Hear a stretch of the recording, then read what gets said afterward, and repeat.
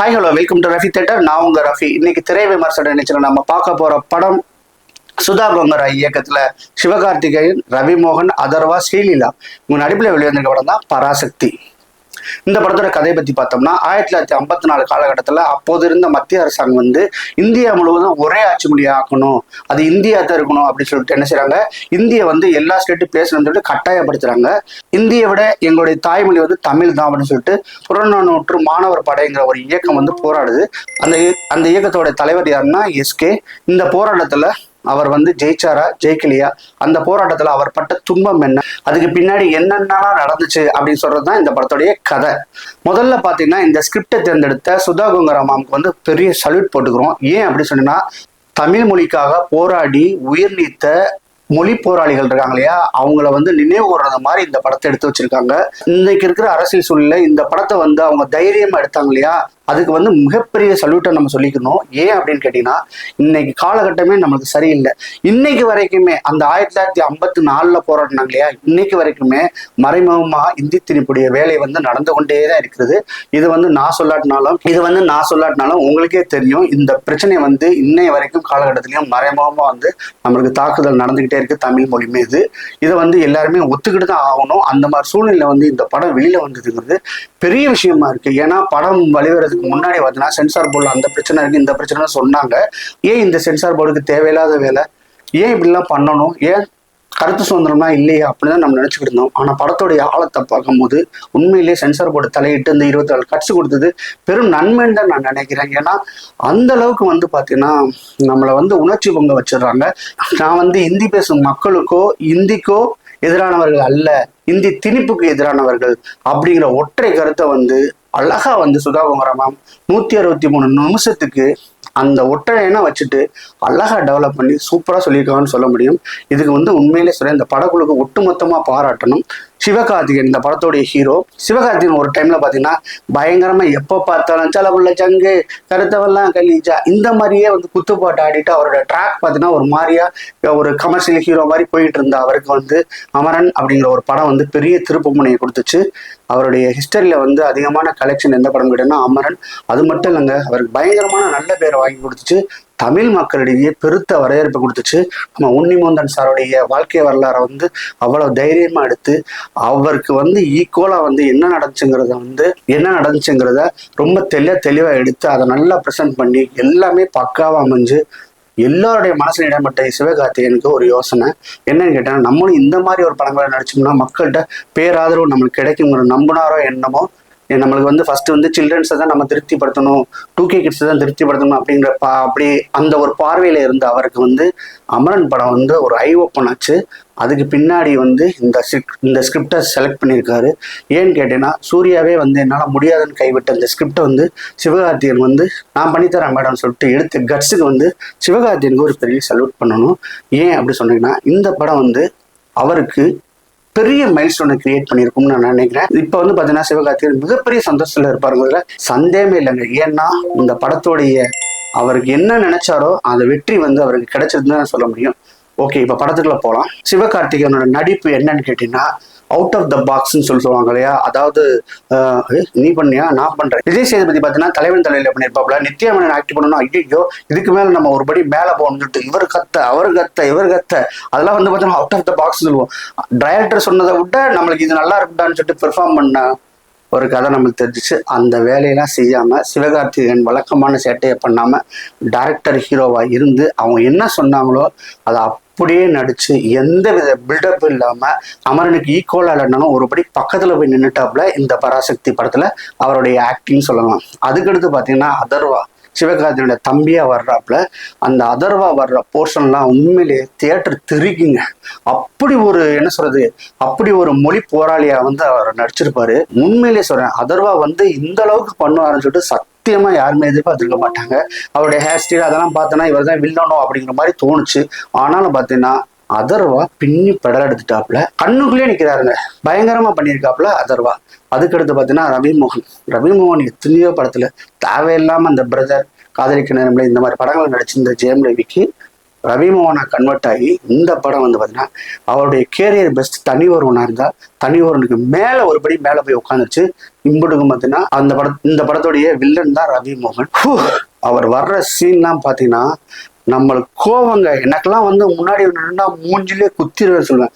அந்த அளவுக்கு வந்து நம்மளை வெறியேற்றுற மாதிரி வந்து ஒரு கேரக்டர் பண்ணியிருக்காப்புல. அந்த கேரக்டருக்கு என்ன தேவையோ அதையும் தாண்டி ஒருபடி மேலே போய் மனுஷன் சிரிக்காம கொல்லாம எந்த இடத்துலலாம் இப்படி பார்த்து சிரிக்கிறாரோ அப்போலாம் நம்மளுக்கு கோவம் வர்ற மாதிரி இருக்கு. தமிழ் இனத்துக்கு பெரிய துரோகிடன்னு சொல்ற அளவுக்கு தமிழன் வந்து நடிச்சிருந்தது வந்து பெரிய விஷயமா நான் நினைக்கிறேன். ஜெயம் ரவிக்கு இந்த படம் வந்து கேரியர் பெஸ்ட்டுங்க, அந்த அளவுக்கு பண்ணியிருக்காப்புல. பயங்கரமான ஆக்டிங்கு. இந்த படத்தோட ஹீரோ சிவகார்த்திகேயனா ஜெயம் ரவியான் சொல்ற அளவுக்கு வந்து செம்ம சீன் பண்ணியிருக்காப்புல. நீங்க பார்த்தீங்கன்னா மெரன் ரவியை ஜெயம் ரவியை பார்த்துட்டு ஃப்ரேம் ஒன்லேயே அவரை வச்சுதான் படம் ஸ்டார்ட் ஆகுது. மிரட்டிட்டாருன்னு சொல்ல முடியும். அதற்கு அடுத்து பார்த்தீங்கன்னா ஸ்ரீலீலா வழக்கம் போல குண்டூர்காரன் அந்த காரன் இந்த காரன் சொல்லிட்டு குத்து டான்ஸ்லேயே தெலுங்குக்காரங்க ஃபுல்லா அந்த பொண்ணை அவ்வளோ யூஸ் பண்ணாங்க. ஆனால் சுதா கங்கரா மேடம் வந்து பார்த்தீங்கன்னா பிஸ்னஸ்லாம் தேவையில்லை, இந்த இந்த பொண்ணை வந்து நம்ம இந்த படத்தை நடிக்க வைக்க வச்சுட்டு என்ன பாயிண்ட் ஆஃப் வியூல வந்து அவங்க டிசைட் பண்ணாங்கன்னு உண்மையிலே சத்தியமா தெரிலங்க. ஏங்க அதை விட நல்ல பொண்ணா நம்மளுக்கு இருக்கும்போது ஏன் ஸ்ரீலா பண்ணணும் அப்படின்னு இருந்துச்சு. படம் ஆரம்பிச்சது வந்து அப்படிதாங்க இருந்துச்சு. உண்மையிலே என்னதான் அழகா இருந்தாலும் சரி இப்படிதான் இருந்துச்சு. ஆனா நான்லாம் எதிர்பார்த்தது வந்து கண்டிப்பா ஒரு குத்து டான்ஸ் போட்டுருவாங்க அப்படின்னு நினைச்சா நம்மளுடைய எல்லாத்தையும் அடிச்சு உடைச்சிட்டு குத்து டான்ஸ்லாம் எதுவும் இல்லாம 1954 இருந்து 1960 காலகட்டத்துல ஒரு இளம் பெண், ஒரு இளம் தமிழச்சி எப்படி இருப்பாங்களோ அந்த ரோலை மட்டும் சிறப்பா செஞ்சிருக்காப்புல. சும்மா அந்த பெண்களுக்குள்ள நளினம் மட்டும்தான் இந்த டான்ஸ்ல இருக்கும், அந்த மாதிரி பண்ணியிருக்காங்க. ஒரு கட்டத்துல நம்ம யோசிக்கும் போது இந்த பொண்ணு எதுக்குடா வந்துச்சு, இது தேவையே இல்லை. என்னதான் அழகா இருந்தாலும் இந்த படத்துக்கு அது தேவையில்லை. ஏன்னா கண்டென்ட்டோட வெயிட்டேஜ் வந்து பாத்தீங்கன்னா தலைக்கு மேல உட்காந்துருக்கு நம்மளுக்கு. ஏன்னா உணர்ச்சி பொங்க மாதிரி எல்லா விஷயமும் நடந்துட்டு இருக்கும்போது இந்த பொண்ணு ஏன்டா வந்துச்சு அப்படின்னு நினைப்போம். ஆனா கிளைமாக்ஸ்ல ஒரு 3 நிமிஷம் அந்த பொண்ணு வந்து ஒரு சில மேட்டர் பண்ணியிருக்கோம். அந்த இடத்துல பின் ட்ராப் சைலண்ட், எவனுமே பேசல தியேட்டர்ல. அது வர கத்தி கத்தி காய்கான்னு கத்திக்கிட்டு இருந்தவனுங்க. ஏன்னா உணர்ச்சி பொங்க டைலாக்லாம் வரும்போதெல்லாம் பேசிக்கிட்டு இருந்தாங்க. அந்த ஒரு ரேடியோ ஜாக்கியா ஒரு விஷயம் பண்ணியிருப்பாங்க. பின் ட்ராப் சைலண்ட்ங்க. அவனுக்கு கண்ணுல இருந்து தண்ணி வந்துருச்சு. ஒரு தெலுங்கு பொண்ணை வச்சு ஒரு தெலுங்கு டைரக்டர் வந்து ஒரு தமிழுக்காணி போராடி அந்த சீனை பண்ணியிருக்காங்க. சான்ஸே இல்லைங்க, முடியாதுங்க, எப்படியுமே பண்ண முடியாது. ஒரு தமிழன் பண்ணிட்டான் அப்படின்னா அது வேற விஷயம். அதுக்கு எல்லாம் வந்து ஸ்ரீலீலா வந்து அதுக்கு அப்படியே ஒத்து வந்திருக்காங்க. அப்புறம் இருந்துச்சு, டே நீங்க டான்ஸுக்கு தாண்டா யூஸ் பண்ணீங்க, நாங்க டைலாக்கே யூஸ் பண்ணியிருக்கோம்டான்னு சொல்லிட்டு ரொம்ப பெருமைப்பட்டிருப்பாங்க ஸ்ரீலீலா. அந்த அளவுக்கு ஒரு சூப்பரான கேரக்டர் பண்ணாங்க ஸ்ரீலீலா. படத்தோட டைரக்டர் சுதா கங்கரா, ஒரு தெலுங்கு தாய்மொழியா கொண்ட ஒரு டைரக்டர். ஒரு தமிழ்ல இவ்வளவு விஷயம் நடந்திருக்குது, இதை மக்களுக்கு தெரியப்படுத்தணும். ஈவன் அவங்களுக்கு தெரிஞ்சாலும் தெரியாட்டினாலும் பரவாயில்ல, நம்ம மணிரத்னம் சார் பட்டறையில இருந்து வந்திருக்கோம், இதை வந்து ஆணித்தரமா சொல்லணும். கன்ஃபார்மா தெரியுமா 100% இதுக்கு பயங்கரமான எதிர்ப்பு வரும். ஏன்னு கேளுங்க, ஒரு மத்திய அரசை எதிர்த்து இல்லை, அந்த காலத்துல வடக்க நடந்த ஒரு மேட்ரை அந்த காலத்துல மத்திய அரசு போட்ட சட்டத்தை எதிர்த்து போராடின ஒரு விஷயத்த இப்ப பண்ணுனா ஏதாவது கிளர்ச்சி வருமா, ஏதாவது புரட்சி வருமா, இதெல்லாம் ஆராய்ஞ்சு என்ன வந்தாலும் ஃபேஸ் பண்ணணும்னு சொல்லிட்டு சுதா கங்கரா மேம் வந்து 1 மேன் ஆர்மி சொல்லுவாங்களாங்க. 1 மேன் ஆர்மி இல்லைங்க, 1 விமன் ஆர்மி. கட்ஸ் ரொம்ப ஜாஸ்திங்க, சான்ஸே இல்லை. கட்ஸ் செம்ம கட்ஸ். ஏன்னா அந்த படம் பார்க்கும்போது நம்மகிட்ட எவ்வளவோ டேரக்டர் இருக்காங்க, எந்த டேரக்டர் நான் குறை சொல்ல விரும்பல, அவங்கெல்லாம் எடுக்காத ஒரு ஸ்கிரிப்டை, அவங்கெல்லாம் வேணாம்னு தூக்கி போட்ட ஒரு ஸ்கிரிப்டை இந்த பக்கம் போகக்கூடாதுன்னு எப்பவுமே சேஃப்டி ஜோன்ல தான் நம்மள பூரா இருப்பாங்க. யாரா இருந்தாலும் சேஃப்டி ஜோன் தான் இருப்பாங்க. இந்த மாதிரி போராடி இருக்க மாட்டாங்கன்னு தான் நினைக்கிறேன். அதுவும் ஒரு பெண் டைரக்டர் தமிழ் சினிமாவில் வந்து விரல விட்டு என்ற மாதிரி இருக்கும், 1 2 3 அந்த மாதிரி தான் என்ற மாதிரி இருக்கும். அதுல வந்து இவங்க வந்து ஜெயிக்கிறதையும் தாண்டி இந்த படத்தை நான் பண்ணணும்னு சொல்லிட்டு முடிவெடுத்து வந்து இந்த படத்தை நான் பண்ணணும்னு சொல்லிட்டு முடிவெடுத்து வந்ததுக்கு உண்மையிலே சொல்றேன் எல்லாருமே பாராட்டி ஆகணுங்க. ஈவன் வந்து இந்த சுதா கங்கரா நேஷனல் அவார்டுக்கு தகுதியானவங்க. இந்த படம் ஆஸ்காருக்கே போக வேண்டிய படம். ஒருவேளை மத்திய அரசை எதிர்த்து இந்த கண்டென்ட் இருந்ததுனால ஆஸ்கார் கிடைக்காம போகலாம், நேஷனல் அவார்டு கூட கிடைக்காம போகலாம். ஆனா இதே இது வந்து வெள்ளையனை பிரிட்டிஷ்காரனை நம்ம எதிர்த்து படம் எடுத்திருக்கோம் லகான், அந்த படத்துக்கு வந்து பாத்தீங்கன்னா ஆஸ்கார் அவார்டு வர போயிட்டு வந்துச்சு, பரிந்துரைச்சாங்க, போயிட்டாங்க. கடைசியில் வந்து அந்த படம் மிஸ் ஆயிடுச்சு. ஏன் அப்படி கேட்டீங்கன்னா வெள்ளையனை எதிர்த்து போயும் பாத்தீங்கன்னா நம்மள அந்த கேட்டகரியில் உள்ள போயிட்டோம். ஏன்னா இது வந்து பிராந்திய மொழி படங்கள் அப்படி சொல்லிட்டு வேற லாங்குவேஜ், இங்கிலீஷையும் தாண்டி வேற லாங்குவேஜ் வந்து ஒரு செக்டார் கம்மியா இருக்கும். அந்த ரேஸ்குள்ளேயே உள்ளுக்குள்ள போயிட்டு வெளியே வந்துச்சு. அது உண்மையிலேயே பெருமையான விஷயம்.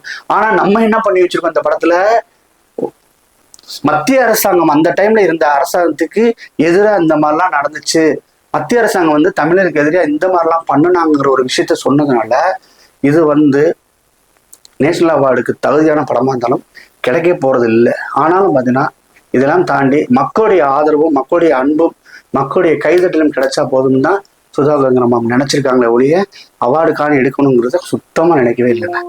மறைக்கப்பட்ட வரலாறு தெரிஞ்சுக்கிறணும். ஏன் அப்படின்னு கேட்டீங்கன்னா, இந்திய எதிர்ப்பு போராட்டத்தில் பார்த்தீங்கன்னா 200 பேர் செத்ததை 4 பேர் செத்ததா கணக்கெல்லாம் காமிச்சிருக்காங்க அந்த காலகட்டத்தில். அந்த காலத்தில் இந்த மாதிரி ஒரு விரிவான ஒரு விஷயங்கள்லாம் நடக்கல. இப்போ ட்ரெயினில் ஒரு சின்ன பஞ்சாயத்து நடந்தா கூட நம்மளுக்கு வீடியோ எடுத்து போட்டுறாங்க. அப்போ அந்த டைம்ல அதெல்லாம் இல்லை. பேப்பர்ல என்ன வருதோ அந்த நியூஸ். 200 பேர் செத்ததை 4 பேர்னு சொல்லியிருக்க அப்படின்னா நம்ம சொல்லவே முடியாது. பேப்பர் தான் நம்மளுடைய உலகம். 1987 அந்த ஸ்கூல்ல வந்து பாத்தீங்கன்னா இந்திய எதிர்ப்பு போராட்டத்துக்கு நம்ம கலந்துக்கணும்னு சொன்னோம். அப்ப நாளா போயிருந்தேன். ட்ரெயின் ட்ராக்ல வந்து 3வது ஆளா படுத்திருக்கேன். இந்த படத்துல பாத்தீங்கன்னா சிவகார்த்திகேயன் நின்றுட்டு இருப்பாப்ல, ட்ரெயின் முட்டை வந்தா கூட ஓடிடலாம், நாங்க படுத்து கிடக்குறோம். அப்படியே திக்கு திக்கு திக்கு திக்குன்னு இருக்குது. கரெக்டா ஒரு 50 மீட்டர்ல வந்து ட்ரெயின் வந்து நின்றுச்சு. நல்ல மனுஷன் போல இருக்குது. விட்டு ஏத்திட்டு போயிருந்தேன்னா முடிஞ்சிச்சு, உங்களுடைய ரிவியூலாம் கொடுத்துக்க முடியாது. ஸோ இந்த சூழ்நிலையில வந்து அந்த இந்திய எதிர்ப்பு போராட்டத்தில் கலந்துக்கிட்டதுனால நான் சொல்றேன், என்ன ஏதும் தெரியாம தான் கலந்துருந்தோம். அந்த நேரத்துல வந்து இவ்வளவு ஒரு பிரச்சனை எல்லாம் தெரியாது. நம்ம வந்து கிளாஸ்ல லீடரு, நீ வா அப்படின்னு சொல்லிட்டு கூப்பிட்டு போறாங்க, முன்னாடி படிக்கிறோம், என்னன்னு தெரியாம நாங்கள் காலகட்டம் அந்த இதுல ரொம்ப சின்ன வயசுங்கிறதுனால தைரியமா போய் படுத்து எழுந்திரிச்சோன்னு வச்சுங்களேன். அதனாலயும் என்னமோ தெரியலங்க, இந்த படம் எனக்கு பயங்கரமா கனெக்ட் ஆச்சு. பழைய யாபம்லாம் வந்து என்னை பின்னெடுச்சு. அதனால இது வெற்றி படமா சொல்றேன்னாலாம் நினைக்காதீங்க. உண்மையிலே சொன்னேன். ஃபர்ஸ்ட் 20 நிமிஷம் எடுத்துக்கிட்டீங்கன்னா படம் வந்து பாத்தீங்கன்னா கண்டென்ட்குள்ள இருக்குது. ஒரு ட்ரெயினை வந்து ஃபயர் பண்றாங்க, எல்லா மக்களையும் இறக்கி விட்டுட்டு. அதுதான் இங்க நல்ல விஷயம். ட்ரெயினோட கொளுத்துன சீன்லாம் வந்து நம்ம ஊர்ல நடந்திருக்குது. அதெல்லாம் இல்லாம எல்லா மக்களையும் இறக்கி விட்டுட்டு அந்த ட்ரெயினை வந்து கொளுத்துறாங்க, எதிர்ப்பு காமிக்கிறாங்க அந்த புறநானூற்றுப்படை எஸ்கே தலைமையில. ஃபர்ஸ்ட் 20 நிமிஷத்தை பொறுத்தவரை கண்டென்ட். அடுத்து வந்து ஒரு 30 நிமிஷம் பார்த்தீங்கன்னா இந்த லவ் ட்ராக் ஓடிட்டு இருக்கு. அது வந்து படத்தை வந்து கொஞ்சம் தொய்வடைய செய்தது வந்து உண்மையான விஷயம். அதுக்கு அடுத்து பார்த்தீங்கன்னா இன்டர்வல் பிளாக் ஸ்டார்ட் ஆகுது. அதாவது அப்படியே சரிஞ்சு படுத்து கிடந்தவா அப்படியே சீட் எட்ஜுக்கு வந்துடும். அந்த அதர்வாவுக்கும் அந்த எஸ்கேக்கும் உள்ள ஒரு சின்ன ஒரு மேட்டர் நடக்கும். அது வந்து ஸ்பாய்லர் ஆயிரும். அந்த சீன் வந்து சீட் எட்ஜில் கொண்டு அந்த உட்கார வச்சதுதான் படம் முடிகிற வர சீட் எட்ஜுங்க. டயலாக்லாம் வந்து தெரிக்குது, வசனம் உண்மையில புல்லரிக்கும். அப்படி வெறிய கத்தும் போது பார்த்தீங்கன்னா அங்க ஒரு மூட்டு, ஏன்னா சென்சார் போர்டோட மூட்டோட டம்முன்னு இறங்கிடும். அதுக்கடுத்து கத்துவோம், பார்த்தா இறக்கி விட்டுருவாங்க மூட்டை போட்டு. அந்த மூட்டு இல்லைன்னா நம்ம உண்மையிலே சொல்றேன் வெறியாயிருவாங்க. அந்த அளவுக்கு ஒரு மேட்டர்லாம் நடந்திருக்குது. இந்த இந்த படத்தை பார்க்குற நம்மளுக்கே வந்து இப்படி உணர்ச்சி பொங்க இது பண்றோம். ஏன்னா தாய்மொழி பற்று வந்து நம்மளுக்கு ரத்தத்திலே ஊறிட்டு இருக்கிறதுனால எவ்வளவோ நம்ம பொங்குறோம். ஆனா உண்மையிலேயே சொல்றேன், அவங்கெல்லாம் உயிர் நீத்தாங்கல்ல, அவங்களெல்லாம் கொஞ்சம் நினைச்சு பாருங்க. அவங்களோட மனநிலையெல்லாம் நினைச்சு பாருங்க. அப்படி வந்து ஒரு மேட்டரை வந்து இந்த படத்துல பண்ணியிருக்காங்க. அதுதான் இந்த படத்தோடைய வெற்றி. என்ன பொறுத்தவரை தமிழ் பற்று வந்து ஒரு 10% இருந்தா கூட இந்த படத்தை யாருமே குறை சொல்ல முடியாது. அதுக்காக நீ படமா பாடுறா, நீ வந்து தமிழ் பற்று நீ பற்றுலாம் நீ பேசாத அப்படின்னா நீங்க சொல்லலாம். நீங்க படத்தை பாருங்க. உங்களுக்கு பிடிக்கலன்னா கீழே உள்ள கமெண்ட் பாக்ஸ்ல கமெண்ட் பண்ணுங்க. ஆனா எந்த சீன் பிடிக்கலன்னு மட்டும் தயவுசெய்து சொல்லுங்க. ஒரு படத்துல 15 சீன் நல்லா அமைஞ்சிட்டாவே படம் பெரிய ஹிட் ஆயிரும். இதுல வந்து பாத்தீங்கன்னா கிட்டத்தட்ட 75 சீன்ல வந்து கிட்டத்தட்ட 45 சீன் 50 சீன் நல்ல சீன் இருக்கும்போது நீங்க எப்படி படத்தை நீங்க குறை சொல்ல முடியும்னு எனக்கு சரியா தெரியல. படத்தை இன்னும் ரிவ்யூஸ் எல்லாம் குறை சொல்லிக்கிட்டு தான் இருக்காங்க. நீங்க படம் விட்டு வெளியே வரும்போது பாத்தீங்கன்னா உண்மையிலேயே சொல்றேன், உணர்ச்சி பொங்கதான் நீங்க வருவீங்களே ஒழிய நீங்க சாதாரணமா சிரிச்சுக்கிட்டுலாம் வர முடியாது. அப்படி ஒரு கண்டென்ட்டை கொடுத்து வச்சிருக்காங்க. ரொம்ப வெயிட்டா இருந்துச்சு. மனசுல வந்து என்னன்னு கேட்டீங்கன்னா 2024 பிகினிங் தமிழ் சினிமா வந்து ஒரு அமோகமான ஒரு படத்தோட அருமையா வந்திருக்கு. இதுவரை 106 107 வருஷம் தமிழ் சினிமால வந்து தமிழ் பற்ற சொல்லக்கூடிய தமிழ் மொழியை வந்து உயர்த்தி பேசிய படங்கள்லாம் வரவே இல்லை. நீண்ட நாட்களா இப்படி ஒரு படம் வந்திருக்குது. உண்மையிலே அதுக்கே மிகப்பெரிய பாராட்ட சொல்லிக்கணும். அதுக்கடுத்து இந்த படத்தின் இசை ஜிவி பிரகாஷ் சார், அவர் வந்து பாத்தீங்கன்னா முந்த நாள் ஒரு ட்வீட் போடும்போது சொல்லியிருந்தாரு, ஆஃப்டர் சோ மெனி ஸ்ட்ரகிள்ஸ் வந்து இந்த படம் ரிலீஸ் ஆகுது, பார்த்து மகிழுங்கன்னு சொல்லிட்டு. என்னடா இப்படி சொல்லியிருக்காரு, அவரோட 100வது படம் சொல்றாங்க. படத்தை பார்த்தா 100வது படத்துக்குள்ள ஒர்த்து கண்டிப்பா இருக்கு. ஃபர்ஸ்ட் வந்து பாத்தீங்கன்னா படத்தோட ஆரம்பத்துல ஒரு ஓப்பனிங் சாங் ஒன்று இருக்கும். அந்த சாங் வந்து உண்மையிலே உணர்ச்சி பொங்க இருக்கும். வார்த்தைகள்லாம் அப்படி மணிமணியாக இருக்கும். அந்த மாதிரி பண்ணியிருப்பாங்க. இன்னொன்று ஜி பிரகாஷ் சார் போட்ட மியூசிக்லேயே வந்து இந்த படம் ரொம்ப டிஃப்ரெண்ட். ஏன்னா படத்துக்கு பற்றி அவருக்கு தெரியாது. ஒரு ஹிஸ்டாரிக்கல் மூவி மட்டும் எடுக்கிறாங்க 1957 காலகட்டத்தில். அந்த பேரில் உள்ள காலகட்டத்தில் சொல்லியிருப்பாங்க போல இருக்கு. படத்தை பார்த்துருப்பாரு, என்ன ஒன்றுமே இல்லை இதில் என்னடா பண்ணுறதுன்னு சொல்லிட்டு. ஆனால் அந்த இசை இருக்குல்லையா, நினச்சி ரசித்து போட்டதுனாலே முதல்ல பிஜிஎம் வேற லெவலுங்க. அந்த அளவுக்கு பேசப்படுற மாதிரி ஒரு செம்மையான ஒரு மியூசிக்கை வந்து படத்துல போட்டு வச்சதுனால இந்த படம் கூடுதல் வெற்றி அடைஞ்சிச்சு. இந்த படத்தோடைய பெரிய ப்ளஸ் பாயிண்ட் நான் என்ன நினைக்கிறேன்னு கேட்டீங்கன்னா, இது வந்து ஒரு கல்ட் கிளாசிக் மூவி மாதிரி நம்மளை வந்து டைம் டிராவல் பண்ணி 1957 போய் உட்கார வச்சுச்சுங்க தியேட்டர்ல.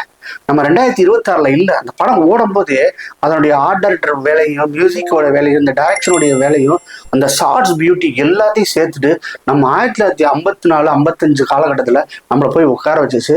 அதுக்கு உதாரணமா செந்தமிழ் தேன் மொழியாய் அப்படின்னு போடும் போதே வந்து அதுவும் பார்த்தீங்கன்னா சும்மா எஃபெக்டை போட்டு இப்போ கொஞ்சம் ஹிப்பாவா அதெல்லாம் போடுவாப்பில்ல, அந்த மாதிரிலாம் போடாம ஒரிஜினல் நகராம அந்த பாட்டை போட்டு வச்சதுனால நம்மளை உள்ள கொண்டு வர பாருங்க. டைரக்டரோட பிளான் பாருங்க, நம்மளை உள்ள கொண்டு வரணும். 1954 55 மேல கொண்டு வரணுங்கிற ஒரே காரணத்துக்காடியே அந்த செந்தமிழ் தொன்மொழியை பாட்டையும் போட்டு அது மாதிரியே அந்த ட்ரெஸ் கோடு எல்லாமே கொடுத்து நம்மளை வந்து டைம் டிராவல் பண்ணி 1955 போய் உட்கார வச்சுறாங்க. அந்த அளவுக்கு வந்து இந்த படத்தோடைய இன்வால்மெண்ட்டை அவங்க ஏற்றி விட்றாங்க. அதனாலேயே ஒருவேளை 2K கிட்ஸ்லாம் வந்து பிடிக்காம போடலாம், ஜென்சி கிட்ஸ்லாம் பிடிக்காம போடலாம். ஆனால் என்ன பொறுத்தவரை ஒவ்வொரு ஜென்சி கிட்ஸும் பார்க்கணுங்க. ஏன்னா அவங்களாம் டைம் இல்லை, புக்கு படிக்க டைம் இல்லை.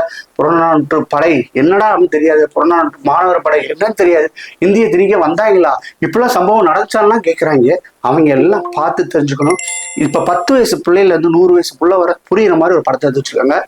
என்ன பொறுத்தவரை 10 வயசு பையன் 25 வயசு ஆனவன கூட இந்த படத்தை பார்க்கலாம். 15 வருஷம் கழிச்சு கண்டிப்பா பார்க்கலாம். இந்த படம் வந்து ஒரு 5 வருஷத்துக்குமே ரீரிலீஸ் பண்ணலாம்.